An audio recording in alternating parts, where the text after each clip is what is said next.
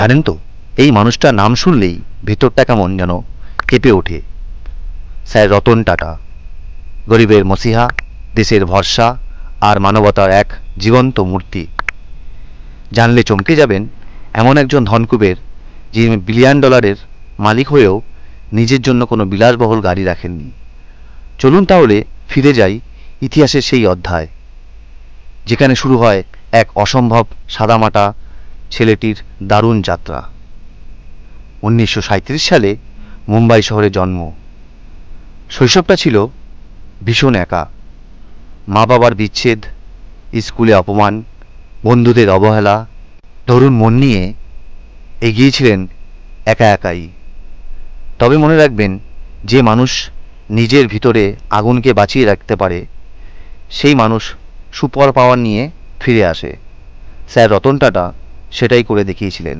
তার মা বাবার মৃত্যুর পর যখন তার কাঁধে এলো বিশাল দায়িত্ব, অনেকেই বলেছিলেন এই ছেলেটি পারবে না। কিন্তু এই ছেলেটি টাটা গ্রুপকে এমন এক উচ্চতায় নিয়ে গেলেন যা আজ গোটা পৃথিবীর গর্বের প্রতীক। একটা ঘটনা শুনুন।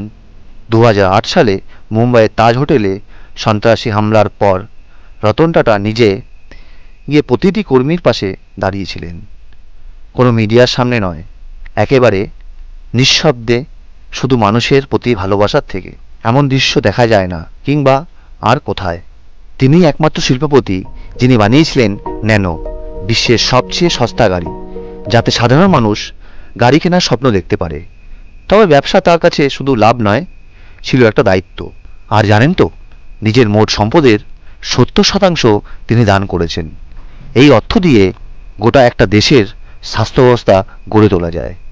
তাই তাকে বলা হয় একজন জীবন্ত দেবতা। তিনি রাজনীতি থেকে দূরে থেকেছেন, ক্ষমতার লোভে কখনো পড়েননি। ভীষণ সহজ, অথচ এই মানুষটি আমাদের শিখিয়ে গেছেন মানবতা কোনো বিলাসিতা নয়, এটা আমাদের কর্তব্য। অনেকে বলেন রতনে রতন চেনে, তাহলে ভেবে দেখুন সেই রতন কেমন, যাকে চিনে আজও কোটি কোটি মানুষ চোখের জল ফেলেন।